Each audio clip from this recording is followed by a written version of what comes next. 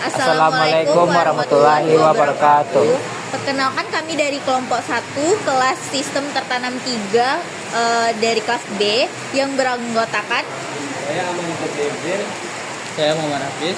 saya Mariska Kurniasa Fitri. Saya Rahmat Fadar Saputra. Saya Yori Rahmat Sufikri. Pada kesempatan kali ini kami akan menjelaskan mengenai proyek yang telah kami lakukan, yaitu implementasi deteksi rambu lalu lintas untuk peringatan dini bagi pengendara menggunakan RASKI. Bismillahirrahmanirrahim.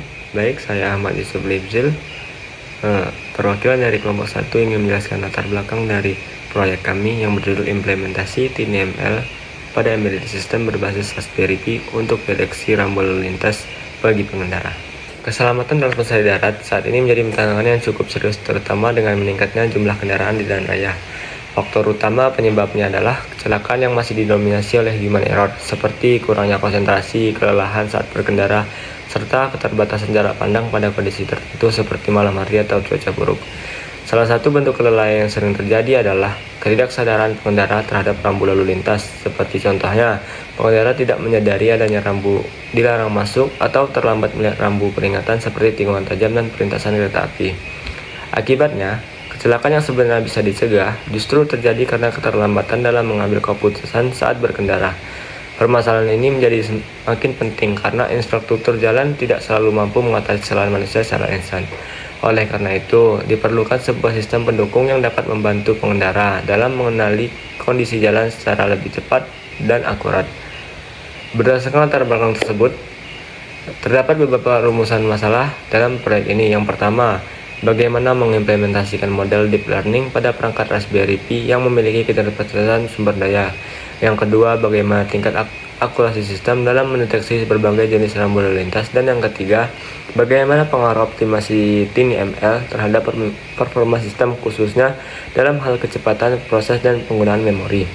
Kemudian adapun tujuan proyek ini adalah untuk mengembangkan sistem deteksi rambu lalu lintas berbasis TinyML yang dapat berjalan pada perangkat embedded system. Secara khusus, tujuan dari proyek ini adalah mengoptimalkan model agar dapat berjalan secara real-time pada perangkat Raspberry Pi, mengevaluasi performa model dalam mendeteksi berbagai jenis rambu lalu lintas, serta mengukur efisiensi penggunaan sumber daya seperti CPU dan memori pada perangkat tersebut. Proyek ini juga termasuk dalam domain Advanced Driver Assistance System atau bisa disebut juga dengan ADAS, yaitu sistem cerdas yang dirancang untuk membantu pengendara dalam meningkatkan keselamatan berkendara. Pemilihan Raspberry Pi ini sebagai perangkat utama didasarkan pada kemampuannya, yaitu dalam melakukan pemrosesan data secara lokal atau edge computing. Dengan pendekatan ini, sistem tidak memerlukan koneksi internet sehingga lebih efisien, memiliki latensi rendah, serta dapat digunakan berbagai kondisi jaringan, termasuk di daerah yang sinyalnya juga terbatas. Dalam proyek ini, metode object detection dipilih sebagai solusi utama karena memiliki keunggulan dibandingkan metode lainnya. Berbeda dengan klasifikasi citra biasa, object detection ini tidak hanya mengenali jenis rambu, tetapi juga mampu menentukan posisi rambu dalam suatu gambar secara langsung. Selain itu, metode ini lebih praktis dibandingkan penggunaan sensor tambahan seperti RFID yang memerlukan infrastruktur khusus di setiap rambu. Dibandingkan dengan sistem berbasis aturan manual, object detection berbasis TinyML ini juga lebih adaptif terhadap berbagai kondisi lingkungan, seperti perubahan pencahayaan, sudut pandang, dan gangguan visual di jalan. Dengan demikian, pendekatan ini dinilai efektif dan realistis untuk diimplementasikan pada sistem deteksi rambu lalu lintas berbasis embedded system. Sekian dari saya. Terima kasih. Saya Mariska Kurniasa Fitri akan menjelaskan mengenai dataset yang kami gunakan dalam proyek implementasi deteksi rambu lalu lintas untuk peringatan dini. Kami mengombinasikan dua jenis data, yaitu data primer yang kami ambil secara langsung untuk menyesuaikan dengan kondisi lingkungan lokal, serta data sekunder untuk memperkaya variasi referensi yang kami dapatkan dari berbagai sumber. Total dataset yang terkumpul adalah 3054 sampel. Gambar yang terbagi ke dalam 37 kelas rambu lalu lintas, mulai dari rambu larangan, peringatan, hingga petunjuk. Seluruh data ini telah melalui tahap pre-processing seperti resizing dan normalization agar optimal saat diproses oleh perangkat edge dengan sumber daya terbatas seperti Raspberry Pi melalui pendekatan TinyML. Dataset ini menjadi krusial karena akurasi model TinyML sangat bergantung pada kualitas dan representasi data di lapangan. Dengan menggunakan 37 kelas, model mampu mengenali variasi rambu yang kompleks sehingga sistem peringatan dini dapat memberikan informasi yang spesifik dan relevan kepada pengendara. Penggunaan data primer memastikan model tetap akurat menghadapi kondisi pencahayaan atau lingkungan unik di lingkungan sekitar. Sementara, volume data yang mencapai 3.000 lebih membantu mencegah overfitting sehingga model dapat melakukan generalisasi dengan baik saat diimplementasikan langsung pada Raspberry Pi secara real-time. Proses diawali dengan pengumpulan data melalui teknik data acquisition yang kemudian dilanjutkan dengan tahap labeling atau anotasi untuk menentukan identitas setiap gambar ke dalam 37 kelas yang ditentukan. Setelah itu, dilakukan splitting data menjadi bagian training, validation, dan testing untuk memantau performa model selama proses pembelajaran. Sebelum masuk ke tahap deployment, dataset ini diproses melalui pipeline optimasi TinyML seperti kuantisasi untuk memperkecil ukuran model tanpa mengurangi akurasi secara signifikan, sehingga eksekusi di perangkat edge menjadi lebih cepat dan efisien.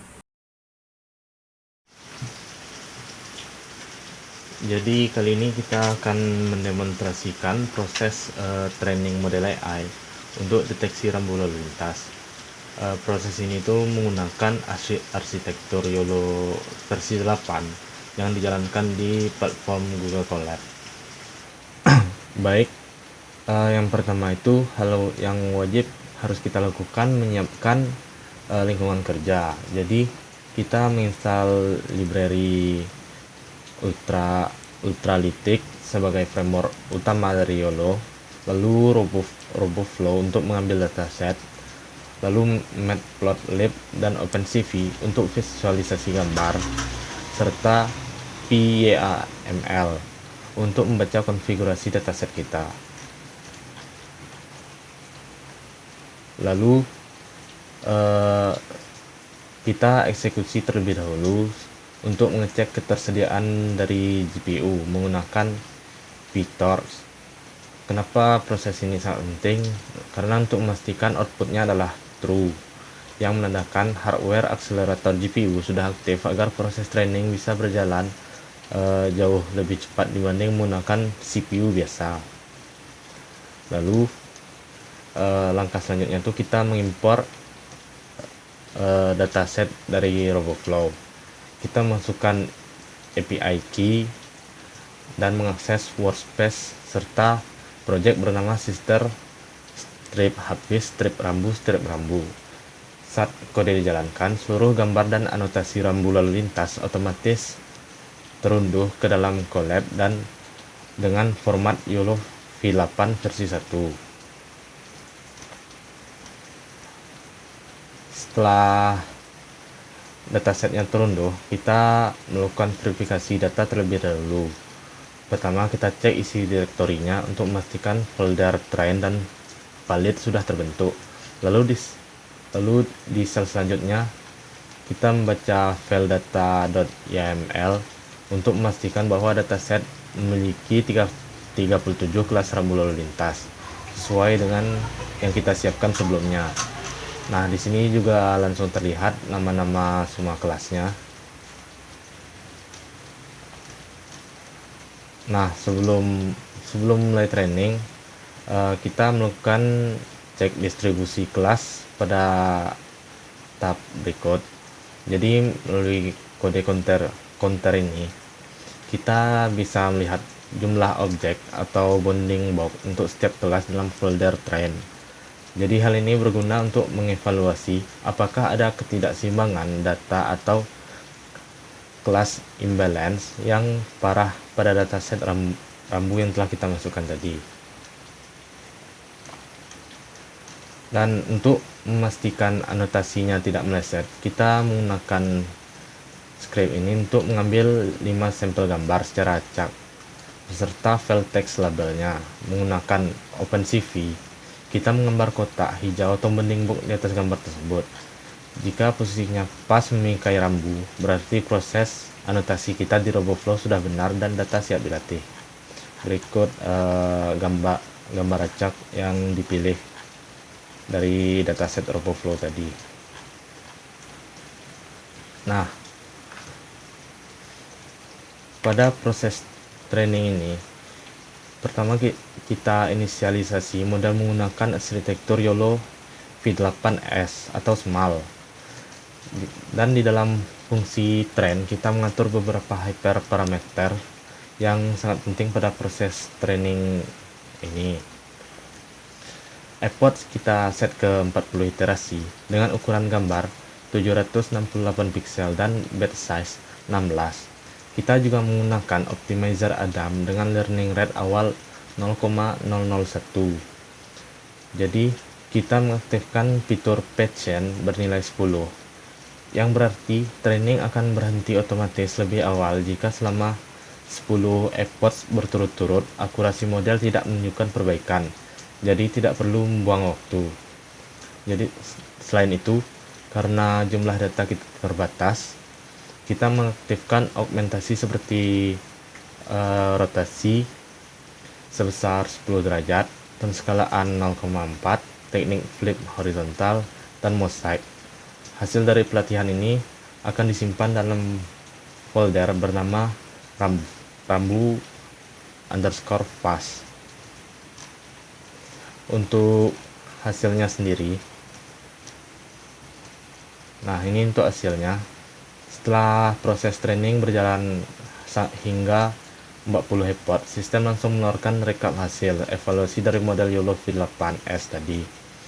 Jadi hasil yang dapat ini sangat memuaskan dan berhasil melampaui target awal, yaitu 0,75 untuk targetnya. Nah, dapat dilihat yang pertama, tingkat precision kita berada di angka 0,888 sekian atau sekitar 88,8%, yang berarti dari semua objek yang ditebak oleh model sebagai rambu lalu lintas, hampir 89% tebakannya adalah benar dan bukan salah sasaran. Kedua, nilai recall kita mencapai 0,933 sekian atau 93,3%. Nah, angka ini itu sangat bagus karena membuktikan bahwa model kita berhasil mengenali dan menemukan 93% dari seluruh rambu yang ada di jalan. Dan yang ketiga tuh indikator utama MAP50 atau akurasi rata-rata keseluruhan itu menyentuh angka 0,938 sekian atau 93,8%. Jika kita lihat detail kelasnya, beberapa rambu seperti bendaran dan tikungan kanan bahkan punya akurasi hampir sempurna di angka 99,5%. Lalu dari segi kecepatannya, model ini juga sangat efisien. Waktu inferensi atau waktu untuk mendeteksi objek dalam satu frame gambar hanya butuh 20,7 milidetik. Nah, kecepatan ini tuh mengonfirmasi bahwa model kita sudah siap untuk dikompres menjadi format TinyML dan dijalankan secara real time pada perangkat Raspberry Pi tanpa ada jeda yang berarti. Selanjutnya, setelah proses training selesai, seluruh laporan, metrik evaluasi, dan bobot model tersimpan di direktori run. Pada sel terakhir, kita mengimpor library files dari Google Colab untuk mengunduh bobot model hasil pelatihan kita, yaitu file base.pt yang memiliki performa paling tinggi, serta last.pt dari episode terakhir, langsung ke komputer lokal untuk keperluan implementasi lebih lanjut. Jadi demikian pemaparan mengenai alur training model AI untuk deteksi rambu lalu lintas dari kelompok 1. Terima kasih. Oke, baik. Selanjutnya adalah proses konversi dan kompresi. Kenapa ini kita lakukan? Karena model awal yang kita gunakan memiliki format .pt dari framework PyTorch, yang mana masalahnya itu di model ini tuh dia memang powerful, tapi model ini memiliki ukuran yang cukup besar dan juga model ini mengkonsumsi resource yang lumayan besar. Nah, sehingga model ini kurang efisien jika dijalankan langsung pada edge device seperti Raspberry Pi. Nah, oleh karena itu, makanya kita mengkonversi dan mengkompresi model ini ke dalam format .tflite atau TensorFlow Lite, yang mana ini memang diperuntukkan untuk edge device. Keuntungan kita menggunakan TFLite itu sendiri dia memiliki ukuran yang kecil dan juga konsumsi resource-nya itu tidak terlalu besar juga, dan juga dapat berjalan real time di edge device. Oke, mungkin langsung saja kita lihatkan proses konversinya. Oke, baik, ini merupakan proses konversi dan kompresi modelnya. Untuk yang pertama yang kita lakukan adalah mempersiapkan lingkungan kerja dengan menginstal dua library. Pertama yaitu Ultralytics dan Ultralytics ini menjadi framework inti dalam proyek ini karena dia bertanggung jawab atas seluruh proses ekspor, validasi hingga inferensi model YOLO V8. Yang kedua ada RoboFlow yang akan kita gunakan untuk manajemen dataset sekaligus sebagai sumber data kalibrasi yang nantinya dibutuhkan dalam proses kompresi. Nah, selanjutnya yaitu kita melakukan pengambilan dataset kalibrasi. Di sini kita mengambilnya dari RoboFlow yang telah di training. Kenapa kita perlu mengunduh dataset ini lagi? Karena pada teknik kompresi yang kita gunakan yaitu kuantisasi INT8 ini tidak seperti konversi biasa. Kuantisasi INT8 ini membutuhkan data gambar sebagai referensi. Nah, data ini tuh nanti digunakan oleh model untuk menghitung rentang dinamis dari setiap aktivasi jaringannya, sehingga nantinya nilai-nilai yang semula disimpan dalam format float32 bisa dipetakan secara akurat dalam format INT8 tanpa kehilangan akurasi yang signifikan lah. Nah, jadinya inilah yang kita sebut sebagai data kalibrasi. Selanjutnya kita memasukkan file base.pt, yaitu hasil akhir dari proses training model YOLO V8 dalam format PyTorch. File ini menyimpan seluruh bobot model dengan presisi penuh sehingga akurasinya berada pada kondisi terbaik. Namun disinilah tantangannya. Ukuran file ini memang besar dan komputasinya cukup berat untuk dijalankan langsung di perangkat mobile atau edge device. Itulah mengapa kita perlu melakukan konversi dan kompresi. Selanjutnya, ini merupakan bagian terpenting dari alur kerja konversi dan kompresi tersebut. Pertama, kita mengambil 50 gambar secara acak dari dataset yang telah kita ambil tadi sebagai sampel kalibrasi. Jumlah ini sudah cukup bagus untuk memberikan referensi distribusi data kepada model. Nah, yang kedua kita membuat sebuah file bernama subset.data.yaml. File ini berfungsi memberitahu sistem ekspor di mana letak gambar-gambar kalibrasi tersebut berada sehingga proses bisa berjalan secara otomatis. Nah, yang ketiga ini yang paling krusial. Kita menjalankan ekspor ke format TFLite dengan kuantisasi INT8. Ini TFLite ini adalah format yang memang dirancang khusus untuk edge device atau perangkat IoT seperti Raspi. Kuantisasi INT8 ini yang berarti setiap bobot model yang semula menggunakan float32 itu kita ubah menjadi integer 8 bit. Nah, dari perubahan ini tuh dampaknya akan langsung terasa. Ukuran model yang semulanya besar itu akan menyusut hingga sampai dengan 8 kali lebih kecil yang dapat meningkatkan kecepatan inferensinya. Oke, untuk ini semua proses ini dieksekusi oleh library yang bernama Ultralytics. Nah, jadi library Ultralytics ini tuh menangani seluruh tahapan proses konversi ini secara otomatis. Mulai dari file awal berformat PT atau PyTorch, habis itu ke dalam bentuk Onyx, habis itu ke TensorFlow 7 model, dan akhirnya ke format yang kita inginkan, yaitu TF-Lite di NT8.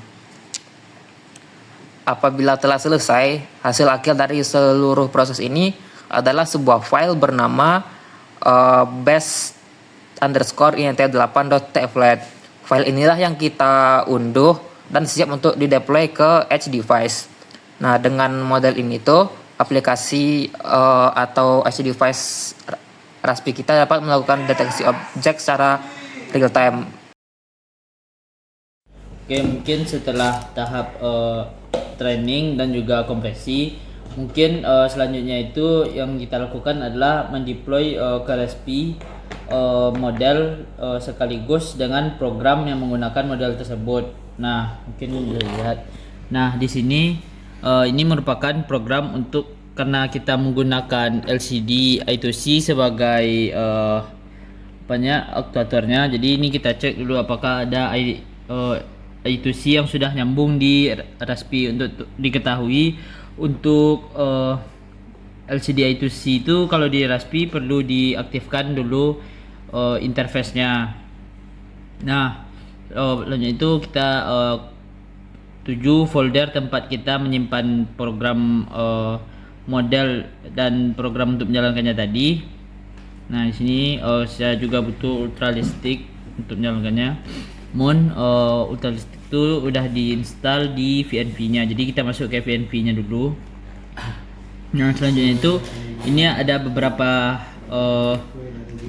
sumber daya lain yang kita install, seperti adalah GPIO dan juga untuk LCD-nya. Terus dari yang dimaksud itu untuk aktuator, saya menggunakan buzzer dan juga LCD I2C. Nah, dimana ketika terdeteksi rambu-rambu, nanti rambu-rambu bahaya atau rambu-rambu peringatan itu akan nyala buzzer dan tampil di LCD I2C. Nah, ini mungkin beberapa sumber daya yang kita unduh. Nah, mungkin selanjutnya kita uji program yang telah dibuat. Saya akan cari beberapa rambu-rambu. Yang pertama kita coba rambu-rambu dilarang parkir, apakah akan tampil di LCD ini.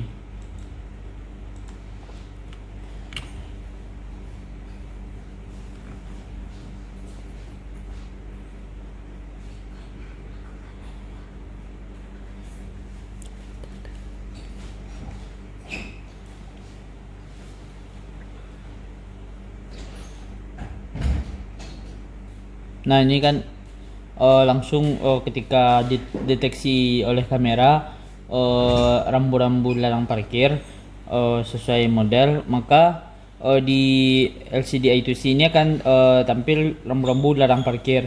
Nah, tujuan outputnya nantinya untuk penerapannya mungkin ini bisa dipasang di speedometer pada kendaraan. Jadi ketika seseorang tidak melihat atau tidak memperhatikan jalan, maka nantinya rambu-rambu ini dapat menjadi pengingat lebih kepada penggunanya nantinya. Mungkin kita juga untuk itu kan rambu-rambu yang dilarang, mungkin kita coba ke rambu-rambu yang biru gitu. Nah, di sini saya coba rambu-rambu untuk parkir. Nah,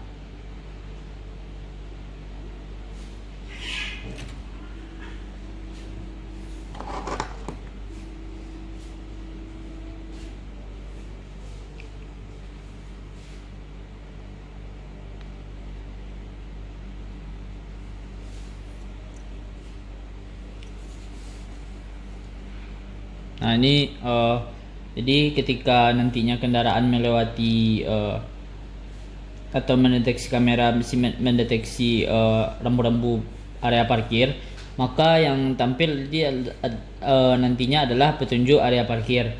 Nah, ini akan menginstruksikan pengendara bahwa di sekitar pengendara nantinya ada area parkir gitu. Mungkin kita coba juga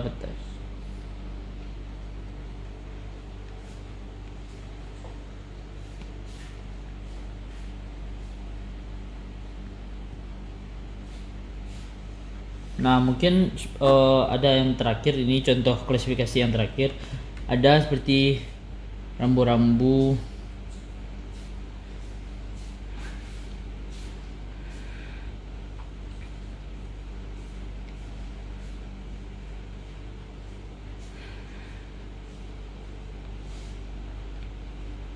Nah, ini rambu-rambu 60 km per jam. Nantinya ini akan menginstruksikan kepada pengendara untuk memperhatikan kecepatan maksimal. Jadi ketika berkendara, si kamera nanti mendeteksi ini, maka akan timbul peringatan seperti ini yang nantinya akan membuat si pengendara untuk memperhatikan rambu-rambu atau batas kecepatan yang berlaku di ruas jalan tersebut. Nah, mungkin sekian untuk deploy kami menggunakan model ini dan program ini. Semoga dapat diterapkan ke depannya. Sekian video penjelasan dari kami. Apabila ada kesalahan kata mohon dimaafkan. Wassalamualaikum warahmatullahi wabarakatuh.